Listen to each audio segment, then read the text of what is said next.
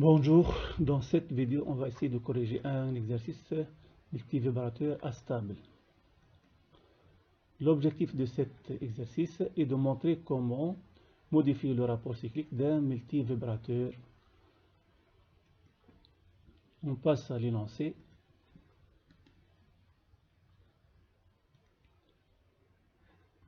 Donc, à l'aide d'un amplificateur opérationnel idéal, dont la sortie est rebouclée sur l'entrée par un dipôle RC, on réalise un multivibrateur astable schématisé sur la figure 1. Donc voilà le schéma du multivibrateur astable. Il est constitué par deux circuits comparateurs, constitués par un amplificateur opérationnel idéal, et deux résistors R1 et R2, et un circuit de commande. C'est un dipôle RC, R et C.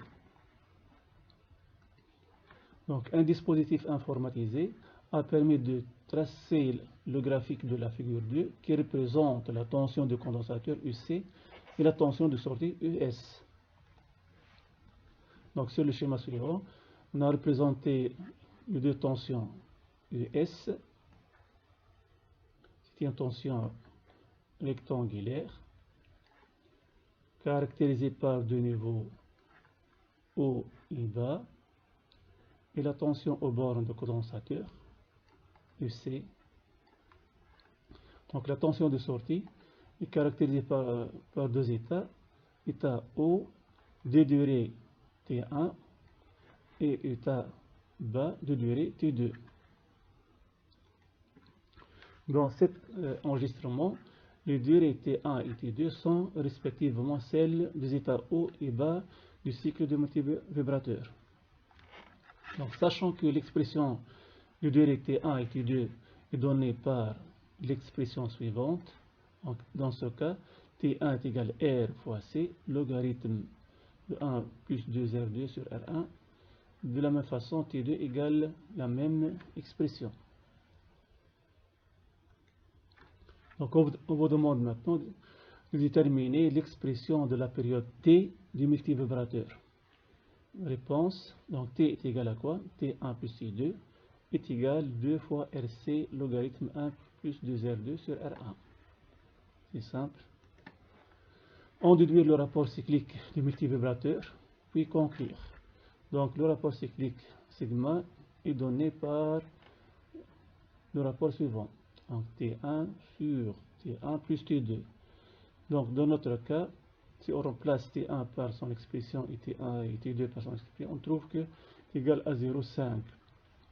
1%, 50%. Dans ce cas, on dit que le multivibrateur est symétrique.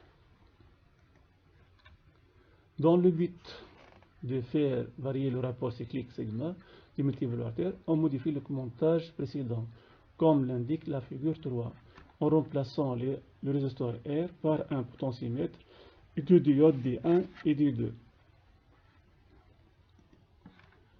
Donc nous avons remplacé le résisteur R par un potentiomètre et deux diodes D1 et D2.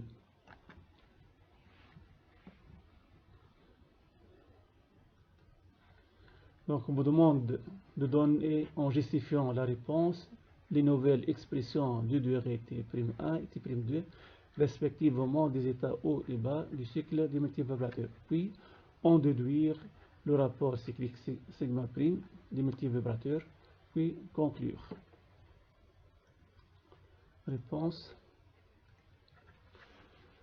Donc,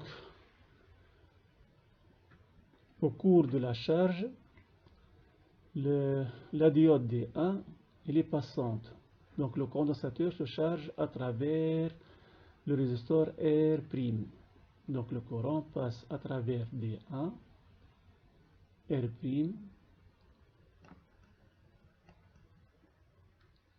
et C. Donc au cours de la charge, le condensateur se charge à travers R'. Et la diode D2 elle est bloquée. Donc on a seulement R' et D1. Donc la durée de l'état O. Donc au cours de la charge du condensateur D1 est passante alors que D2 il est bloqué. Donc le courant de charge IC passe à travers R', d'où l'expression de T'. Donc T' est égal R' fois C, logarithme de 1 plus 2R2 sur R1. Donc comme nous avons remplacé R par R'. Donc ça c'est l'expression de T'.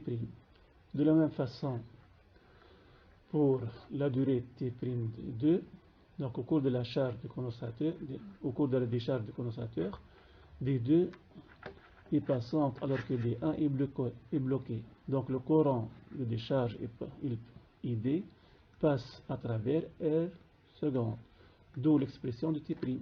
Donc T' est égal R seconde fois C, logarithme 1 plus 2R2 sur R1.